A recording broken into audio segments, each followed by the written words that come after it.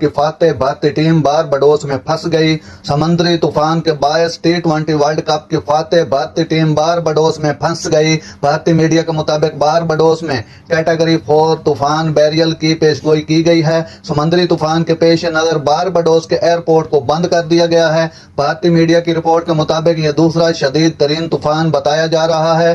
Barbados में curfew जैसी सूरत हाल है, किसी को बाहर निकलने की इजाजत नहीं है। मीडिया रिपोर्ट के मुताबिक तूफान के अगले चंद घंटों में साहिल से टकराने की पेशगोई की गई है।